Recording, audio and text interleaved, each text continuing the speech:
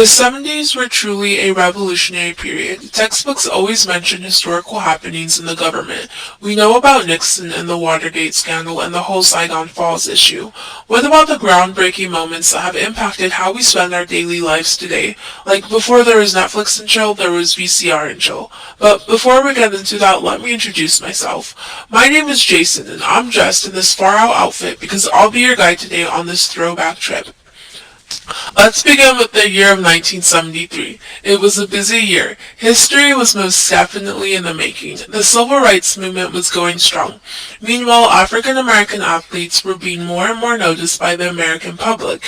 Hank Aaron went down in history, breaking Babe Ruth's record for home runs.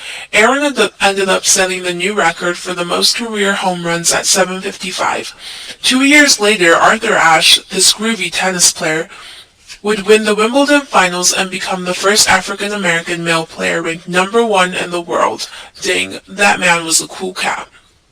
The momentum from the civil rights movement also helped women's rights and LGBT acceptance. In the Roe v.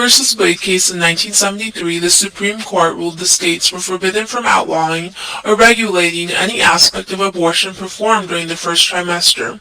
In 1973, homosexuality was declassified as a mental disorder. This was a huge step in the right direction for acceptance of LGBT that wouldn't fully be earned for decades to come. Things were looking rad. These events were not the only revolutionary moments in the 70s. Remember those devices many of you use today? I think they're called like computers and like iPhones. Well, how do you think these things came to be? In 1975, the nation underwent a computer revolution. Until this year, most people type documents on a typewriter. Bill Gates and Paul Allen envisioned a pathway for personalized computers. Together they formed the company Microsoft, the program that students would grudgingly write their last-minute essays on, at least until Google Drive was to be created.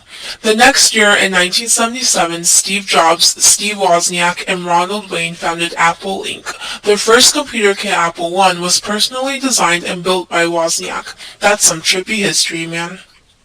All of this has been fun to share with you, but I can't leave without telling you about the all-time amazing cinematic event, the release of Star Wars. This movie was all the buzz at the time. Released in 1977, the film set a new standard for blockbusters, inspiring big-budget and effects-driven action films.